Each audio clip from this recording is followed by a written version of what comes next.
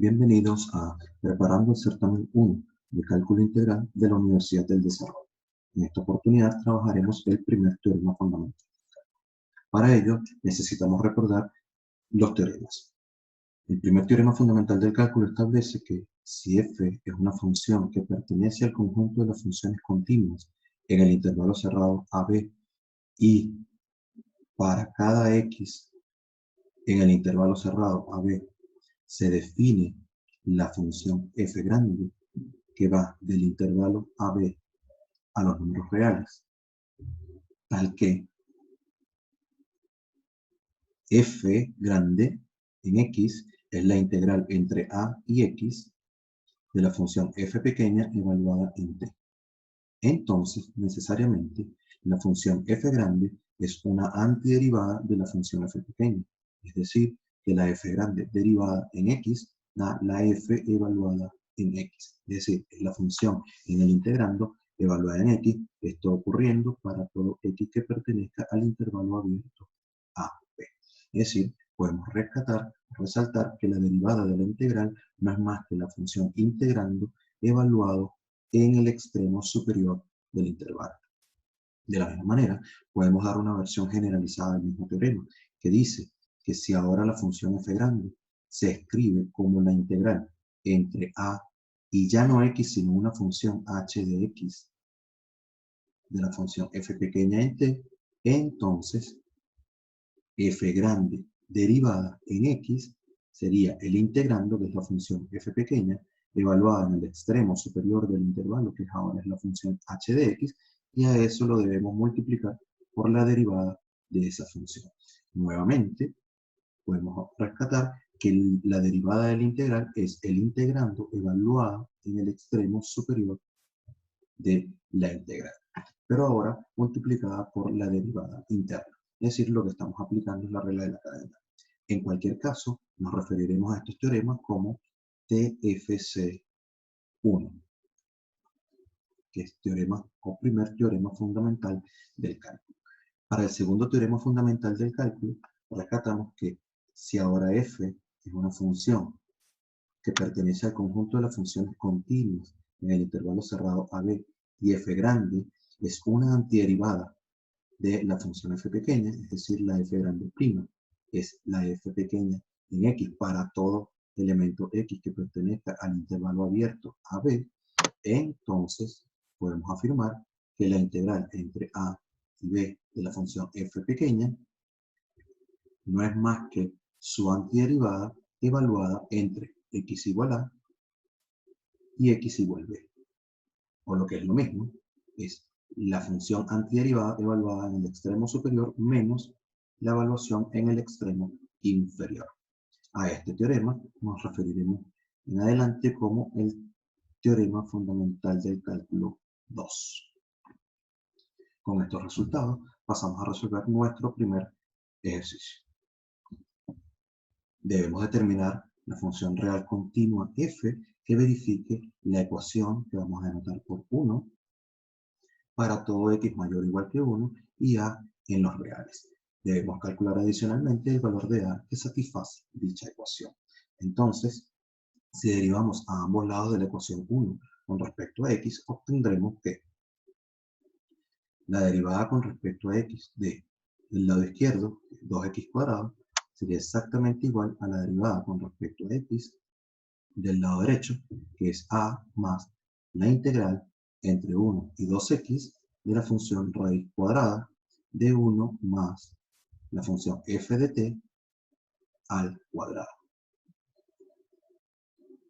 Ahora bien, la derivada del lado izquierdo corresponde a la derivada de una potencia. Por tanto, bajando el exponente, obtenemos del lado izquierdo 4x. Del lado derecho tenemos la derivada de una suma, y debemos recordar que la derivada de una suma es la suma de las derivadas, donde la derivada de a es 0 por ser una constante, y luego tendríamos la derivada de la integral. En ese caso, aplicamos el teorema fundamental del cálculo, pero en su versión generalizada, en función de que en el extremo superior de la integral tenemos a una función que depende de x. Por tanto, la derivada de esa integral será la función integrando evaluada en la función que está en el extremo superior de la integral. Por tanto, nos quedaría la raíz cuadrada de 1 más f de 2x al cuadrado. Pero a eso debemos multiplicarlo por la derivada de dicha función. Por tanto, del lado izquierdo nos queda 4x y del lado derecho obtendremos 2 por la raíz cuadrada de 1 más la función f evaluada en 2x al cuadrado. Simplificando, obtenemos del lado izquierdo 2x y del lado derecho nos queda la raíz cuadrada ya mencionada. Ahora bien, necesitamos conseguir una expresión para f. Y al conseguir una expresión para f necesitamos eliminar la raíz cuadrada. Para ello, lo que haremos será elevar al cuadrado a ambos lados. Por lo tanto, del lado izquierdo obtendríamos 4x cuadrado y del lado derecho obtenemos 1 más el cuadrado de f de 2x, que es la cantidad subradical. Ahora bien, esto indica que el cuadrado de f en 2x es 4x cuadrado menos 1, lo cual es una cantidad positiva. ¿Y eso por qué? Porque recordemos que x es un valor que es mayor o igual a 1, por lo tanto 4x cuadrado menos 1 es positivo, lo que indica que nuestra función está bien definida. Por tanto, si tomamos raíz cuadrada a ambos lados, debemos recordar que la función f en 2x podría tomar dos valores posibles, el positivo y el negativo de la raíz cuadrada de 4x cuadrado menos 1, que ya sabemos está bien definida. Ahora bien, claramente a la función f en 2x también podríamos definirla como más o menos la raíz cuadrada de 2x al cuadrado menos 1, donde observamos que si ahora tomamos p igual 2x, entonces nuestra función se podría definir como f en p igual a más o menos la raíz cuadrada de p cuadrado menos 1. Pensando de esta manera, y ahora nuevamente sustituyendo este valor, que lo voy a llamar 2, en 1, nos queda la siguiente expresión. Entonces, sustituyendo la expresión obtenida para f en la ecuación original,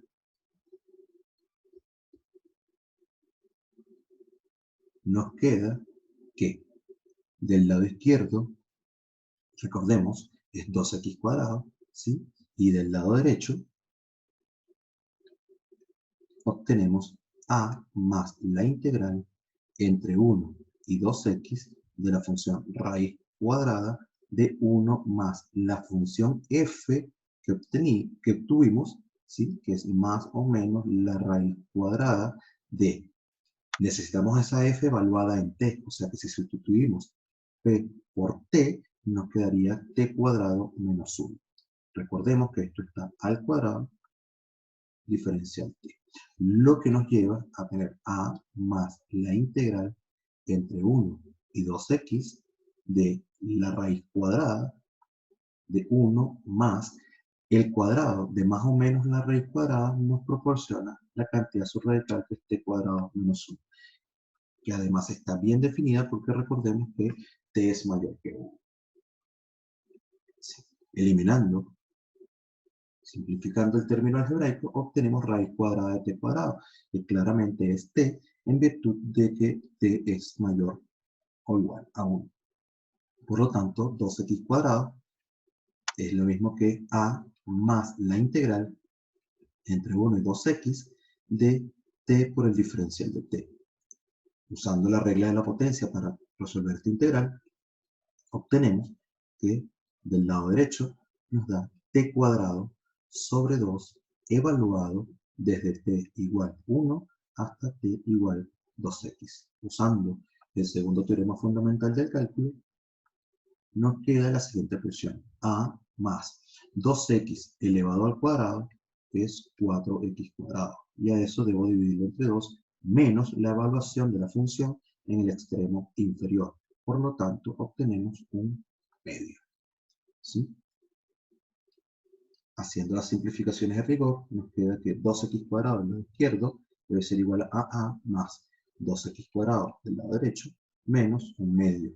¿Sí? Si cancelamos los términos 2x cuadrado, usando el hecho de que estamos trabajando sobre los números reales y podemos sumar el elemento simétrico a ambos lados, obtenemos que a menos un medio debe ser igual a 0. Por tanto, el valor buscado para la constante a es justamente un medio. Y con esto hemos concluido nuestro primer problema.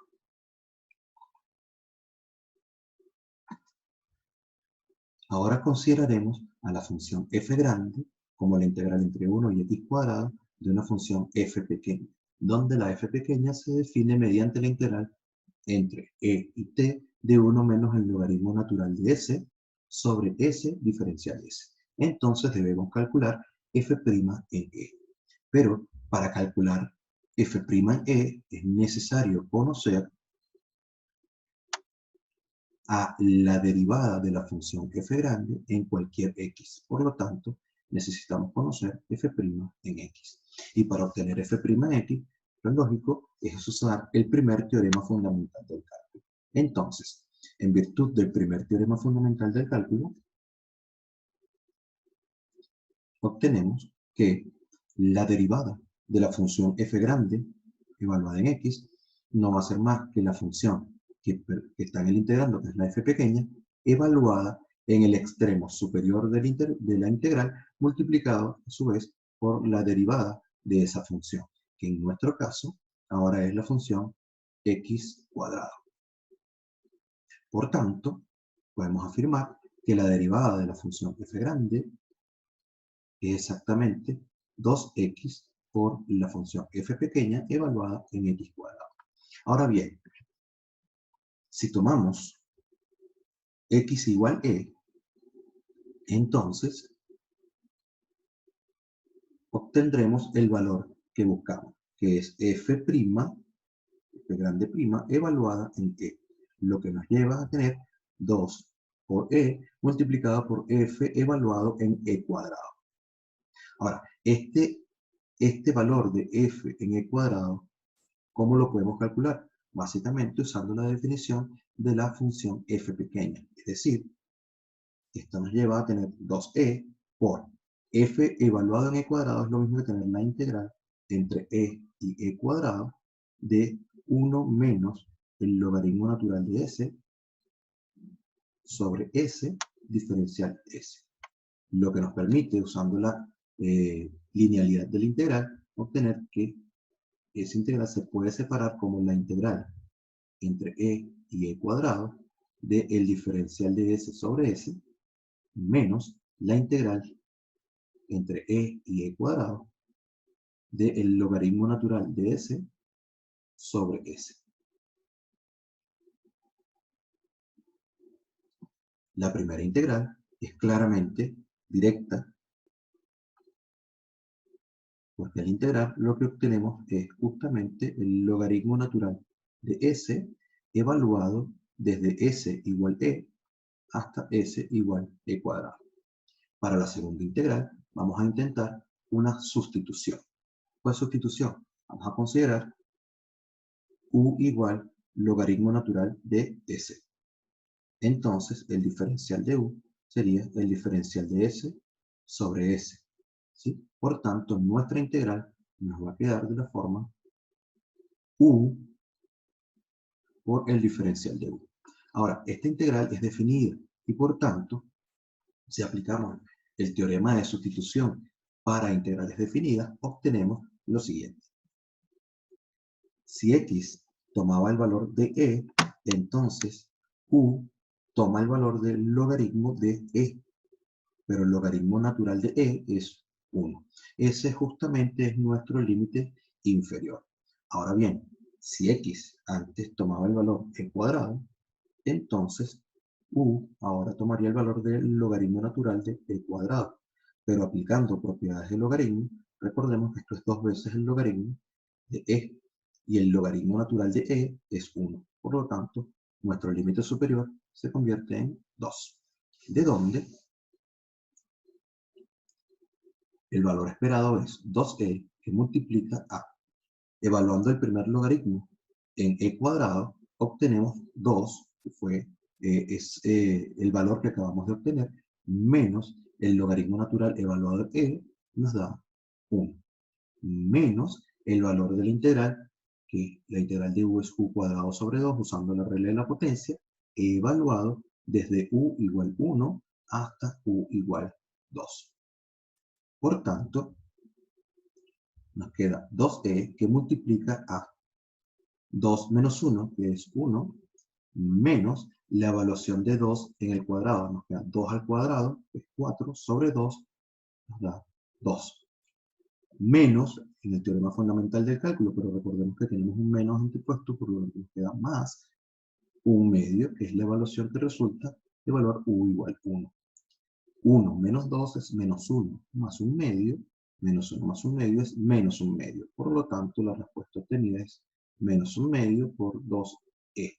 Cancelando los 2, obtenemos que nuestra respuesta es menos e. Por tanto, finalmente, podemos afirmar que f grande prima evaluada en e es justamente menos e, lo cual da respuesta a nuestro problema. Pasamos ahora a resolver nuestro tercer problema. En este caso tenemos una función f pequeña definida desde el intervalo cerrado menos 1, 1 a valores reales, continua, y definimos a la función f grande como la integral entre el 0 y el seno de x cuadrado por f de t, para todo x en L. Sabemos además que f de 0 es menos la derivada de la función f grande evaluada en pi sobre a cuadrado, donde a es un valor positivo. Debemos determinar el valor de a. Entonces, nuevamente, usando el teorema fundamental del cálculo 1, nos queda que la derivada de la función f grande en x es que, bueno, en realidad es la derivada con respecto a x de qué expresión. Bueno, la función f grande debe ser reescrita. ¿Y eso por qué? Porque el teorema fundamental del cálculo nos afirma que la derivada de la integral es el integrando evaluado en el extremo superior siempre y cuando esa función no dependa de x. Por lo tanto, la función x cuadrado puede salir de la integral porque es constante para esa integral, y la expresión que debemos derivar es x cuadrado por la integral entre 0 y el seno de x de la función f en t.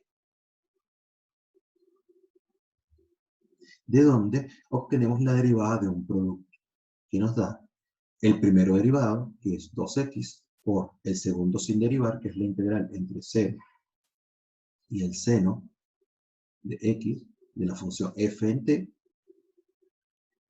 más el primero sin derivar, que es x cuadrado, por la derivada del segundo. Y en ese caso usamos nuevamente el teorema fundamental del cálculo generalizado, lo que nos indica que es f evaluado en la función que nos da el extremo superior multiplicada por la derivada de dicha función, ¿sí?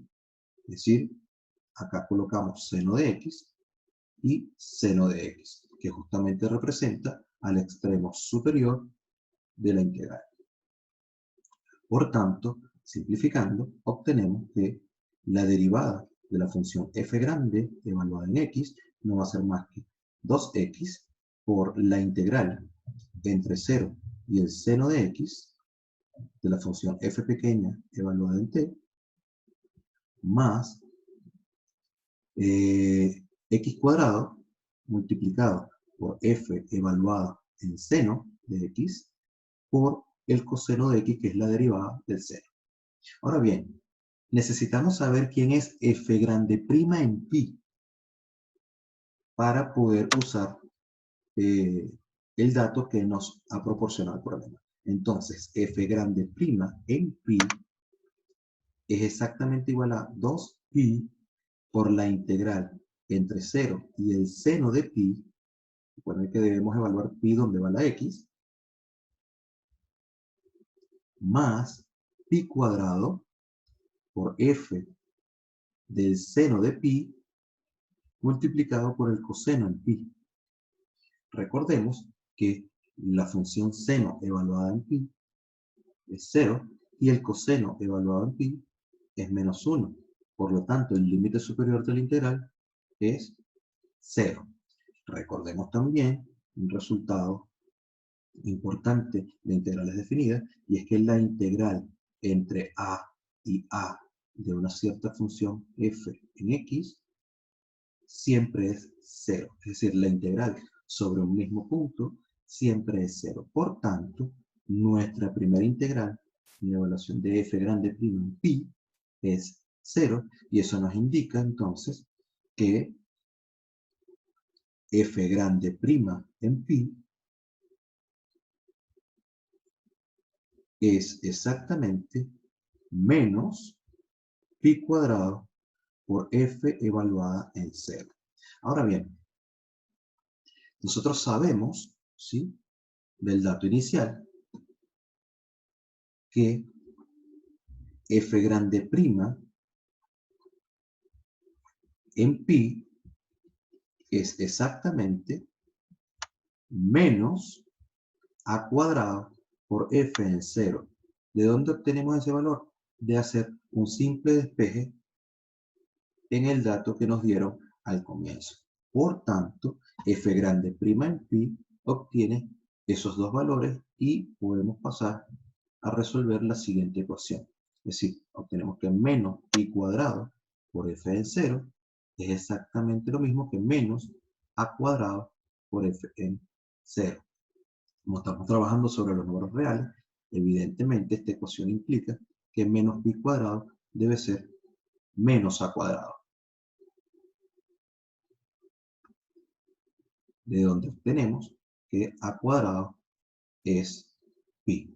Ahora, ¿cuántos valores posibles puede tener A? La respuesta es solo uno, en función de que por hipótesis A es un valor positivo. Por tanto, si A cuadrado es pi cuadrado, nos queda que finalmente podemos dar la respuesta de que A vale exactamente pi. Bien, con esto concluimos nuestro tercer problema. Y por último, nos queda sea f una función de valores reales a valores reales, definida mediante la forma a trozos que tenemos acá.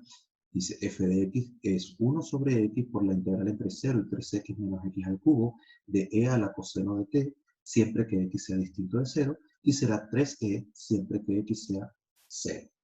En principio debemos demostrar que f es una función continua en x igual 0, y luego usar este hecho para determinar los valores donde la función f grande de x, definida como x por f pequeña de x, alcanza su máximo y su mínimo. En principio, para ver que f es continua, ¿sí?, para hablar de la continuidad, es necesario que el límite de la función cuando x tiende a 0 de la función f de x me dé exactamente f evaluado en 0. Por lo tanto, si yo tomo el límite cuando x tiende a 0 de f de x, me tendría que dar 3e.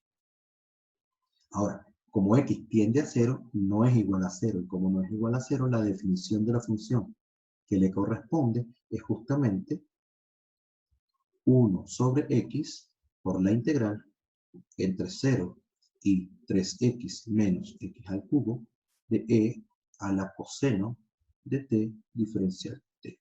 Claro, si hago la evaluación directa de x igual 0, nos queda la integral entre 0 y 3 por 0, 0, menos 0 al cubo, 0. O sea que nos quedaría la integral entre 0 y 0 de e a la coseno, lo cual ya sabemos que es 0. En fin, lo que obtenemos es una indeterminación del tipo 0 sobre 0, donde en el denominador tenemos a x y en el numerador tenemos a la integral entre 0 y 3x menos x al cubo de e a la coseno de t por el diferencial de t. Bien, como es una indeterminación del tipo 0 sobre 0, entonces podemos usar la regla de L'Hopital. Y dice que una indeterminación del tipo 0 sobre 0 se puede reducir a el límite cuando x tiende a 0 del cociente de las derivadas. Claro, derivando a la función de abajo, obtenemos que la derivada de x es 1, y si derivamos a la función de arriba, entonces obtendríamos la expresión, que es la función en el integrando, evaluada en el extremo superior de la integral, y a eso multiplicado por la derivada de esa función, que es 3x menos x al cubo derivado. Por tanto, debemos hallar el límite cuando x tiende a 0 de e a la coseno de 3x menos x al cubo multiplicado por 3 menos 3x cuadrado. Evaluando en 0 en función de que la función obtenida es totalmente continua, evaluando en 0 obtenemos que esto es e a la coseno de 3 por 0 menos 0 al cubo multiplicado por 3 menos 3 por 0 al cuadrado. Claramente, la expresión 3 por 0 al cuadrado es 0 y la expresión dentro del coseno es 0, pero coseno de 0 recordemos que es 1. Por lo tanto, la respuesta final es 3e. Como se verifica que el límite cuando x tiende a 0 de la función f es justamente f evaluado en 0, entonces tenemos que la función claramente es continua en x igual 0. Con eso salimos de la primera parte y ahora necesitamos hallar los valores en los cuales la función f grande de x, definida como x por f pequeña, alcanza su máximo y su mínimo. En principio, tenemos que si la función f grande de x se define como x por f pequeña en x, entonces en realidad tenemos que es x por 1 sobre x por la integral entre 0 y 3x menos x al cubo de e a la coseno de t diferencial t. Lo que nos lleva finalmente a que la función f grande es la integral entre 0 y 3x menos x al cubo de e a la coseno de t diferencial t, donde claramente las x anteriores se cancelaron. Ahora bien, ¿cómo averiguamos si una función tiene máximos y mínimos? Debemos derivarla y observar los cambios de signo en su derivada. Entonces, f grande prima de x, ¿quién es? Entonces, bueno, podemos derivar esta integral nuevamente usando el teorema fundamental del cálculo, parte 1, y esto nos daría la función en el integrando, evaluada en el extremo superior, eso multiplicado por la derivada de esa función, que fue exactamente lo que hicimos en el paso anterior. Por tanto, obtenemos que esto nos daría 3 menos 3x cuadrado multiplicado por la exponencial del coseno de 3x menos x al cubo, que a su vez lo podemos reescribir como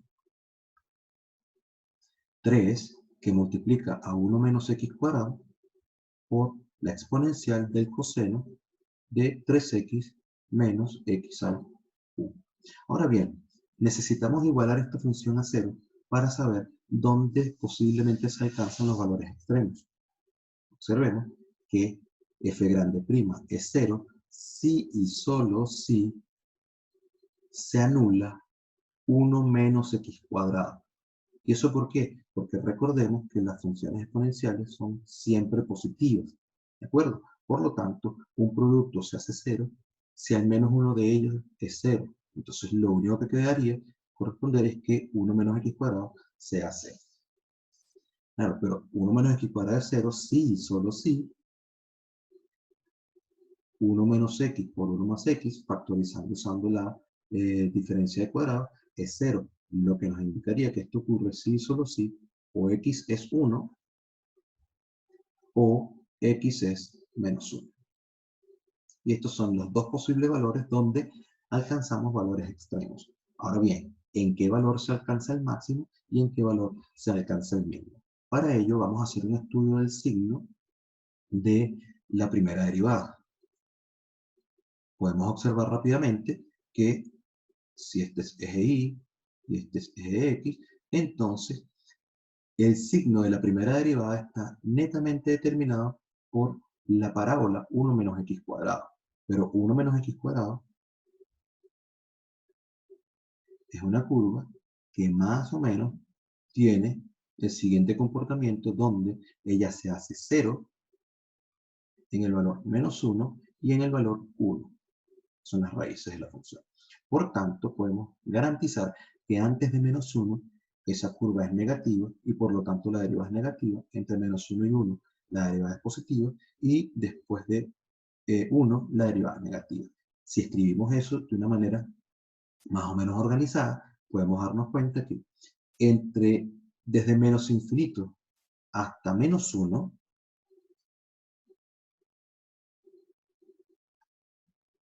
desde menos infinito hasta menos 1, ¿sí? La derivada es claramente negativa. ¿Por qué? Porque la parábola está debajo del eje X y la parábola es negativa. Y si la parábola es negativa, entonces toda la primera derivada es negativa. Entre menos 1 y 1, la derivada es positiva en función de que la parábola es positiva en esa zona. Y después de 1, es decir, entre 1 y el infinito, nuevamente la derivada es negativa porque la parábola lo es. Por tanto, ¿qué sucede en los valores de transición menos 1 y 1? Bueno, claramente la derivada de la función en menos 1 cambia de negativo a positivo. Por lo tanto, cambia de ser decreciente, la función f cambia de ser decreciente a ser creciente. Y en el caso de 1, que es el valor de transición entre estos dos intervalos, la derivada cambia de positivo a negativo. Por lo tanto, cambia de ser creciente a ser decreciente la función. ¿Eso qué indica? Indica que para x igual 1, la función f de x alcanza un máximo.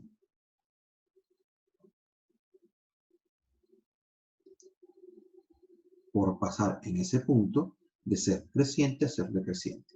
Y en x igual menos 1, la función f de x alcanza